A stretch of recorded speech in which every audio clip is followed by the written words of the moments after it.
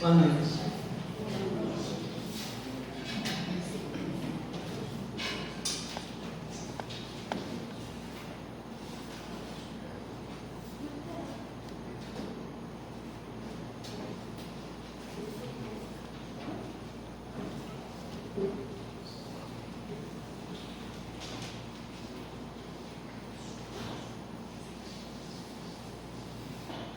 Todo mundo bem? Hoje a minha voz está um pouco, estou com um pouco de tosse, tá? Então eu vou falar mais devagar do que eu falo normalmente. Então, se der um ataque de tosse aqui, aí não vou conseguir falar, tá bom? Então eu vou mais baixo, mais devagar, ok? Se não estiver ouvindo, fala. Eu subi um pouco, tá? Hoje nós vamos falar um pouquinho sobre os diversos mundos habitados, tá? Então nós vamos falar sobre a pluralidade dos mundos criados por Deus. Para falar sobre isso, no livro dos Espíritos tem uma questão que traz esse assunto bem nítido para a gente. É a questão número 55. Ela diz assim: todos os globos que circulam no espaço são habitados? Foi uma das perguntas que Kardec fez aos espíritos da codificação. Então, todos os globos, do espaço são habitados? Aí a resposta foi a seguinte: sim. E aí vem falando algo que deixa a gente meio triste. Diz assim: o homem da Terra está longe de ser o primeiro em inteligência, bondade e perfeição. Então nós não fomos o primeiro em nada, na verdade,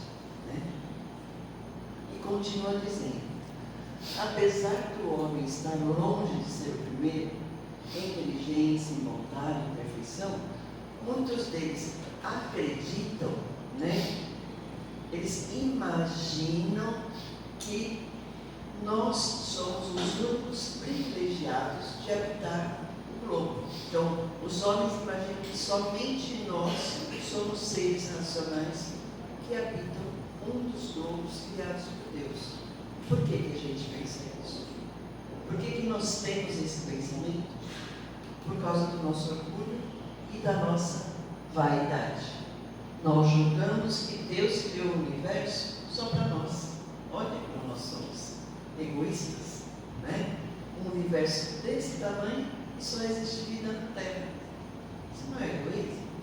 É como se Deus tivesse criado assim, vou criar uma escola enorme, um centro universitário, cheio de salas de aula, laboratórios, anfiteatro, área de lazer. Mas eu só vou usar uma única sala pequenininha e pôr lá um jardim de infância. É isso. Bom, Deus criou um universo imenso e só a Terra é povoada. Difícil. Então, o que a gente tem que pensar? Então, Deus criou outros mundos? Aí o livro dos Espíritos continua explicando. Sim, Ele criou incontáveis mundos que a gente não consegue nem imaginar. Não só aqui dentro do próprio planeta Terra, como além do planeta Terra. Porque aqui no nosso planeta também existem incontáveis mundos. Por exemplo, os peixes vivem onde? No mundo submarino. É um outro mundo. Alguém daqui consegue viver embaixo do mar? Não. Então, mesmo aqui na Terra, Deus criou incontáveis mundos. O que dirá além da Terra? Então, Ele criou esses mundos de que forma? Primeiro, pela sua constituição física, que é diferente desses mundos. A constituição física é diferente, com diferentes fontes de luz, diferentes fontes de calor, que vão além do Sol. A gente imagina que a única fonte de luz e calor é o Sol, mas não. Tem outras fontes de luz e calor. Então Deus criou diferentes mundos, com constituição física diferente. Com constituição física, não. Estão me ouvindo? É minha voz que está saindo. criou com uma constituição física diferente e também com uma organização diferente dos seres que habitam nesses mundos. Né? Como o exemplo que eu dei, no mar, onde tem os peixes, mas tem também o mundo aéreo, onde vivem os pássaros. A gente tem condição de voar? Não, mas os pássaros podem viver no ar. Né? Então são mundos diferentes criados por Deus. Aí o Emmanuel vem explicando para a gente assim. Por que esses mundos são diferentes? Ele diz assim: são mundos criados por fluidos rarefeitos. Só que esses fluidos rarefeitos, não só aqui na Terra, como em outros mundos que não além da Terra, a gente ainda não consegue entender. Porque a nossa observação, o nosso poder de observação, o nosso instrumento de ótica e de observação, ainda não tem condições de entender toda a composição desses mundos. E aí mais para frente vocês vão entender melhor, tá? Essa questão de existir vários mundos, Jesus já falava isso. Então, quando Jesus disse, a casa de meu Pai tem muitas moradas, era disso que Jesus estava falando, desses outros mundos. E aí o Emmanuel vem explicando essa questão das moradas da casa do Pai.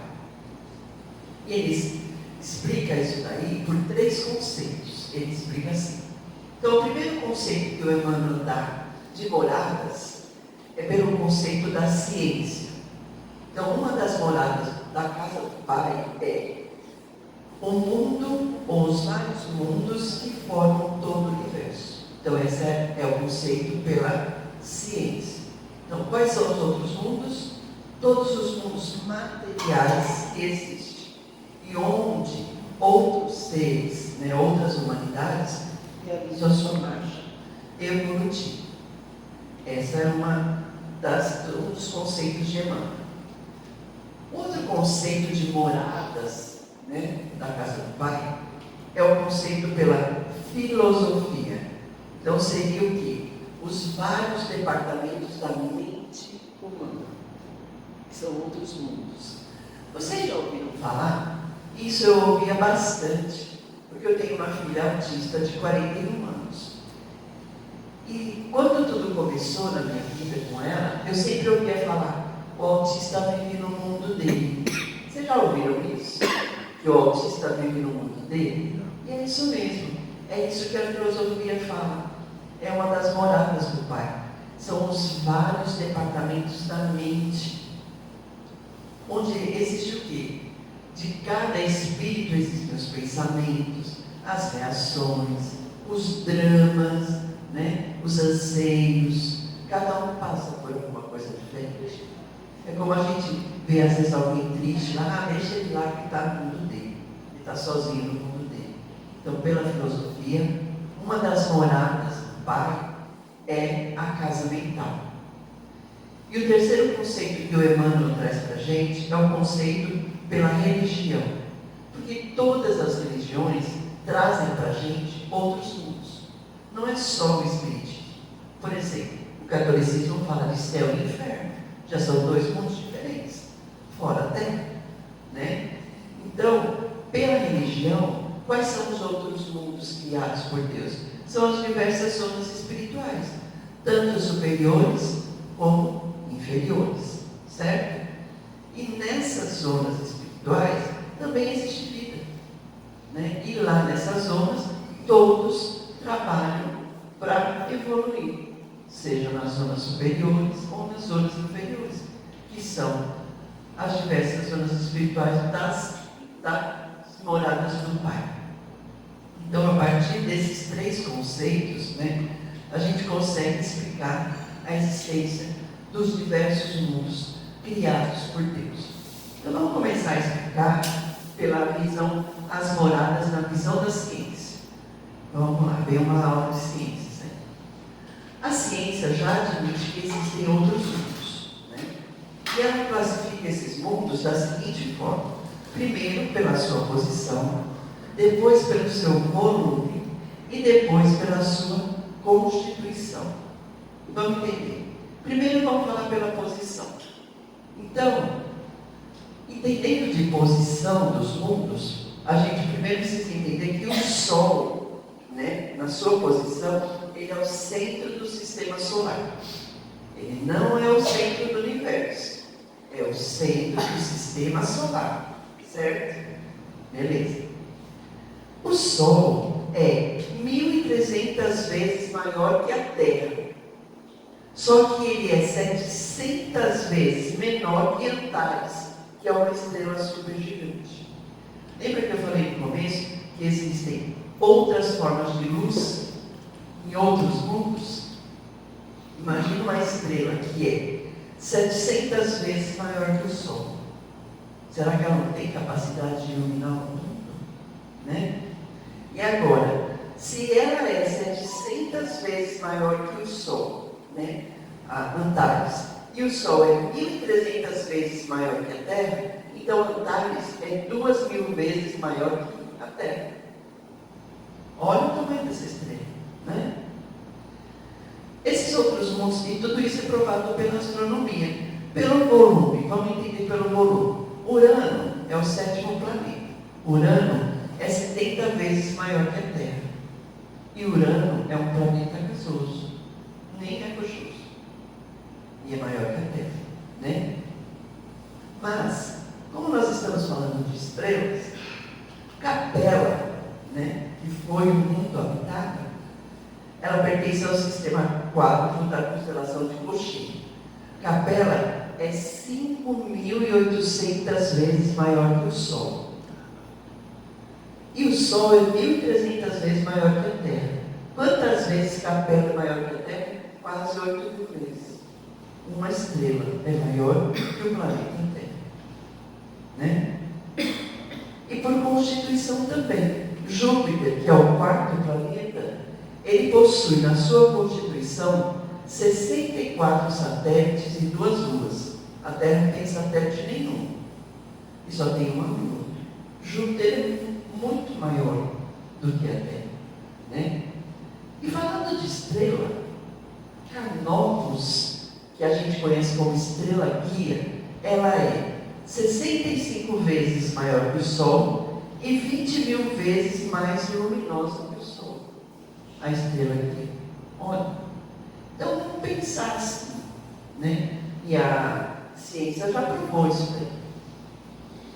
Vamos pensar assim: se o Sol é apenas o centro do nosso sistema solar e a Terra nem é o centro do sistema solar, porque é o Sol, por que não seria o centro de... Por que a Terra seria o centro do universo? Se ela não é nem o centro do sistema solar. E ela é menor do que muitos outros aí.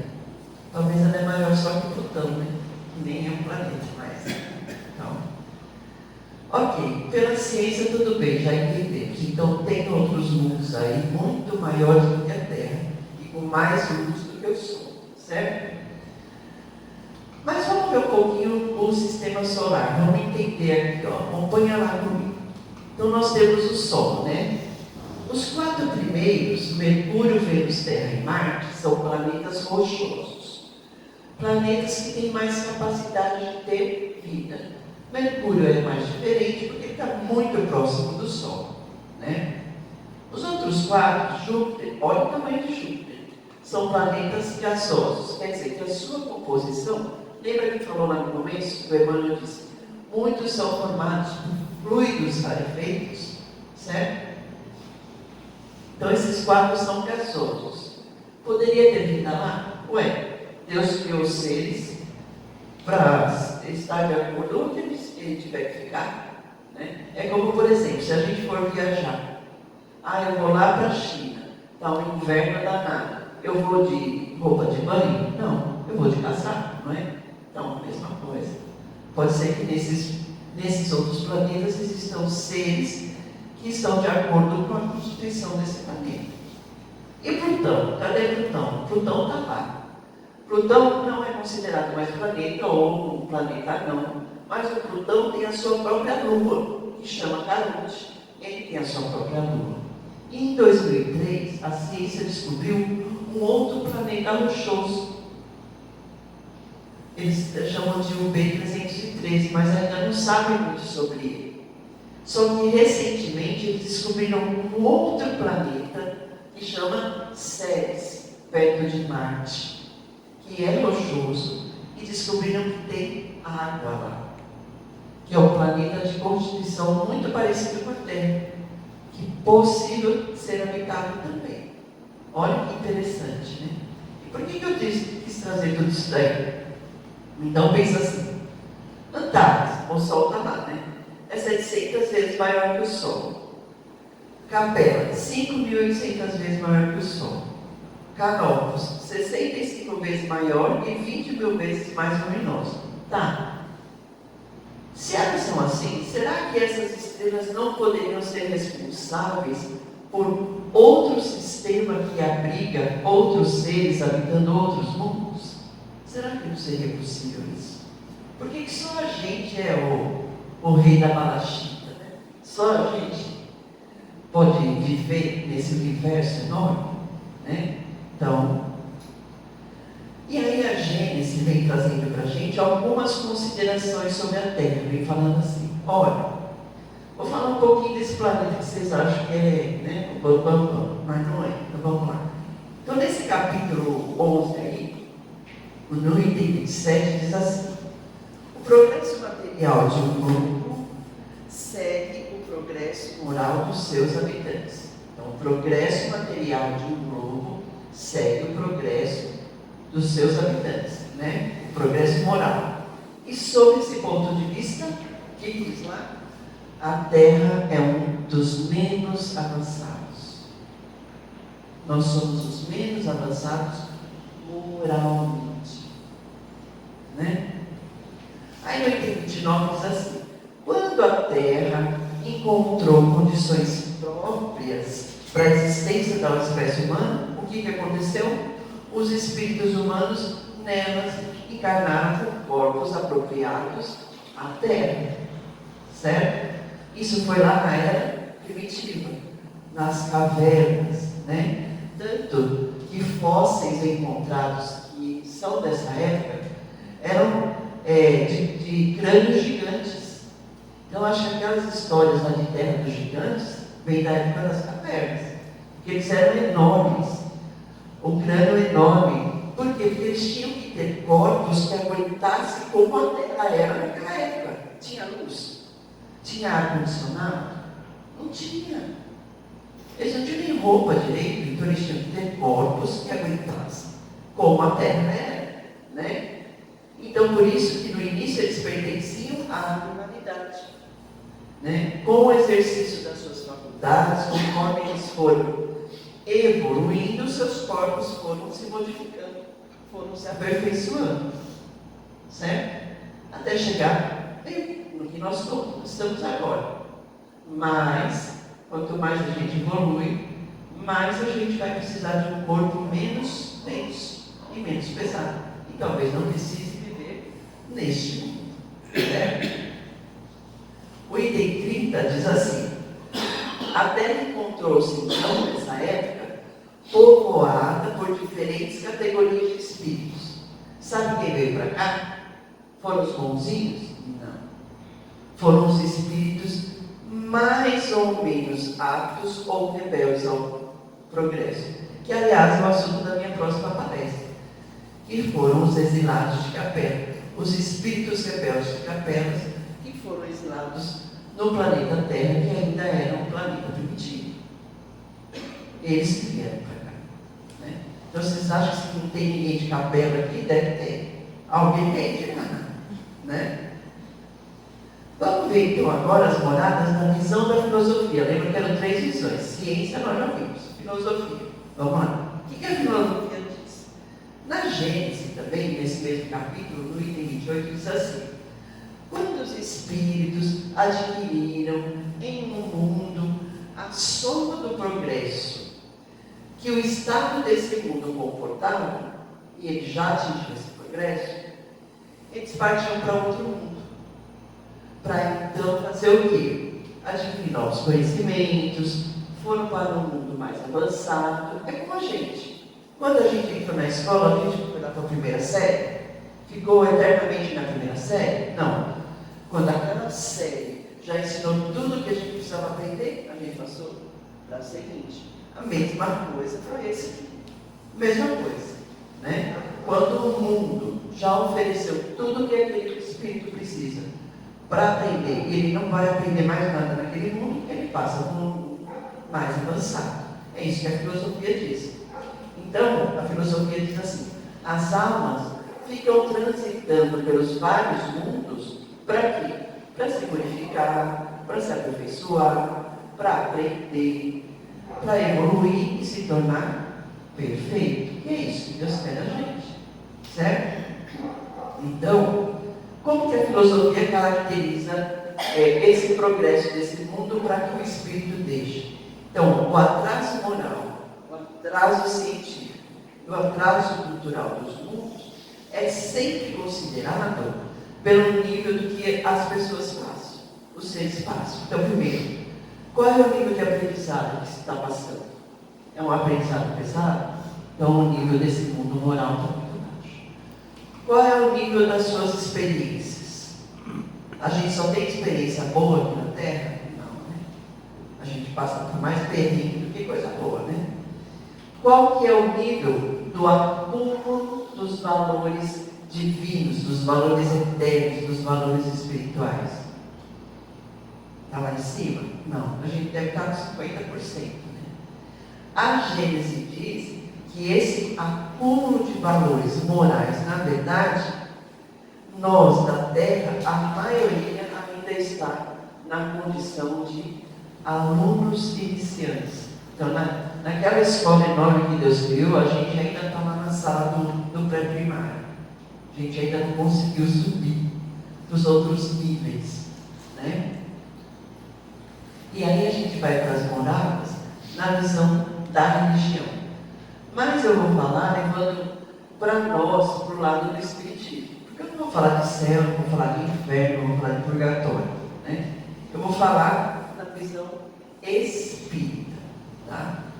Então, de acordo com o Evangelho do Espiritismo, fala sobre as moradas da casa do Pai da seguinte forma: a casa do Pai é o universo, essa é a grande casa de Deus, né? As diferentes moradas do Pai são os mundos que Ele criou nesse espaço infinito para oferecer a todos os espíritos encarnados a oportunidade de se aperfeiçoar, de evoluir. Então, as moradas, na visão do Espiritismo, são o quê? Os mundos criados nesse espaço infinito que servem para os espíritos evoluir. Essas são as moradas da casa do Pai, né? Sempre para o seu adiantamento. Ainda lá no Evangelho diz assim: os diversos mundos estão em condições sempre diferentes. E depende do quê? Do grau de adiantamento moral dos seres que habitam esses mundos. Se for muito inferior, vai ser um mundo inferior, certo? Então, por causa desse grau de adiantamento, os mundos são classificados de 3 formas: mundos inferiores, intermediários e mundos superiores. Nós vamos falar um pouquinho dos 3.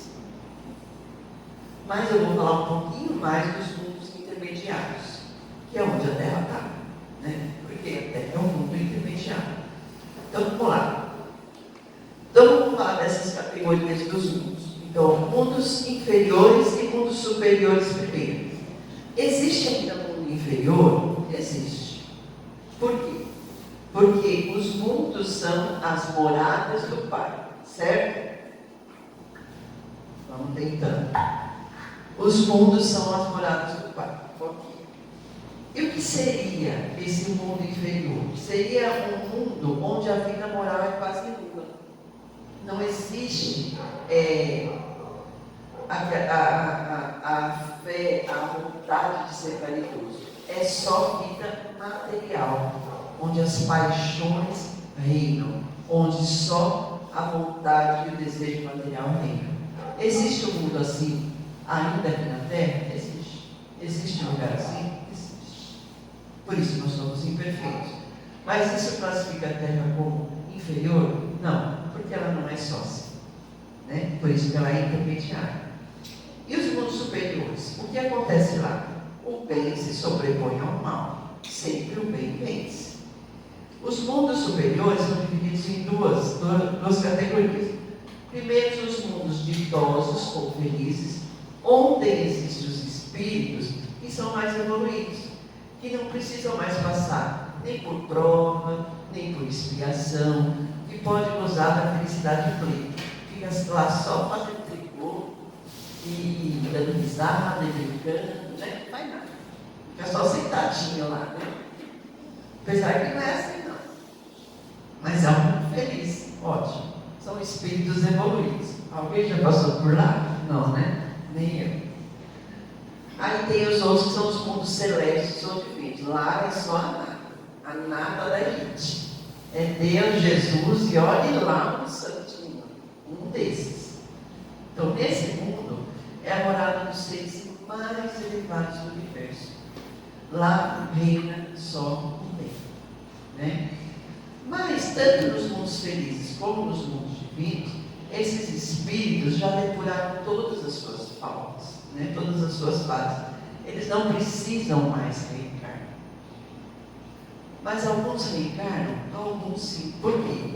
Porque muitos deles ainda querem continuar ajudando no progresso da humanidade. Ah, mas Jesus reencarna? Ué, ele não reencarnou? Não foi crucificado? Ele veio para a Terra, não veio? Não sei se ele volta, né? Eu não voltaria se fosse ele, mas ele já veio. Foi? Então, ele estava lá nesse mundo divino, mas veio. Deus falou, você vai. Então, esses mundos, é só para a gente entender essa divisão de que existe um mundo onde reina o mal, mesmo aqui na Terra, ou em outros mundos, zonas inferiores, né? E existem os mundos superiores. Mas o que interessa para a gente mesmo são os mundos intermediários, que é onde a gente está, que é a Terra, né? E o que acontece nesses mundos? A mistura do bem e do mal. E dependendo do grau evolutivo, às vezes um sobressai sobre o outro, né? Às vezes tem mais mal do que bem. Então, depende do grau evolutivo. Mesmo esse mundo intermediário, ele se divide em mundo primitivo, mundo de provas e expiações e mundo regenerador. A Terra está caminhando para se transformar num mundo regenerador, mas ainda é um mundo de provas e expiações. Então vamos entender esses três. O que é o mundo primitivo? É na Terra no início. Foi a primeira morada do Espírito. Lembra que eu falei dos exilados que foram mandados para cá? Então, quando a Terra teve condições de receber os Espíritos, aí eles vieram para cá com os corpos apropriados. Que é a história dos exilados de Capela, que eu vou contar numa próxima. Então foi a primeira morada do Espírito. Então o que predominava aqui? O instinto.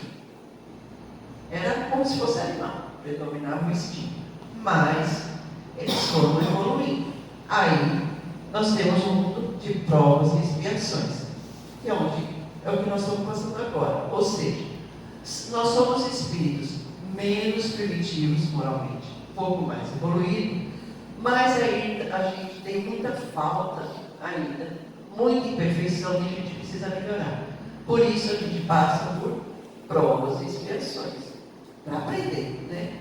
Se não aprende pelo amor, aprende pela dor. A gente só está aprendendo pela dor, infelizmente, é só pela dor. Só que existe uma diferença entre prova e expiação. Toda expiação é uma prova, mas nem toda prova é expiação. Por quê? Porque as provas são de caráter moral. Então, por exemplo, uma pessoa que era rica, perde tudo e fica pobre, isso é para ela aprender uma lição moral. Então, ele não passou nada físico, passou por uma humilhação, alguma coisa. Então, prova é sempre de caráter moral. Expiação, sempre de caráter físico. Uma doença muito séria, aí você está passando por uma expiação. Nascer com uma deficiência genética, ou sofrer um acidente e perder um rim, tudo isso é expiação. Tudo que for de caráter físico é expiação. Tá? Então toda expiação pode ser uma prova, mas nem toda prova é expiação. E por último, os mundos regeneradores, que é o que a Terra quer ser, né? Então, o que acontece no mundo regenerador? Os espíritos são um grau um pouco mais elevado, mais evoluídos, né? Mas ainda tem uma coisinha lá que precisa melhorar. Não é muito, mas ainda tem. Então, existem espíritos que viveram aqui na Terra? Sim. Chico Xavier foi um deles, né? São espíritos mais evoluídos, mas ainda precisa fazer alguma coisa, né? Mas nesse mundo regenerador, o que vai reinar aqui? A caridade, que vai ser a base das relações sociais, né? Sempre com características de amor, de paz, de ajuda ao próximo, né? E a compreensão ainda da verdadeira vida espiritual e a rejeição do materialismo. Só assim a Terra vai passar a ser um mundo de regeneração, deixar de ser um mundo de prova e expiação, tá? Mas a gente ainda está aí, nesse meio aí. E por que a Terra é um mundo de provas e expiações? O Emmanuel explica isso para a gente. Ele diz assim: a Terra é um mundo de provas e expiações porque é um lugar onde existem somente moradas individuais. E nós somos assim. Nós somos individualistas. Cada um pensa mais em si do que no outro. Não adianta falar que pensa no outro, porque não. Porque nós somos individualistas. Nós pensamos primeiro em nós, né? Então, por causa dela ser esse mundo de moradas individuais, ela é um lugar das reações individuais de cada um, que podem ser mais ou menos felizes, tanto de encarnados como desencarnados. A Terra também é um lugar das almas que estão vinculadas às sensações e problemas só materiais. A gente pensa mais sempre no problema material do que no espiritual. A Terra também é um lugar onde não se enviam pessoas sadias, mas pessoas doentes. Então ela é como um hospital, né?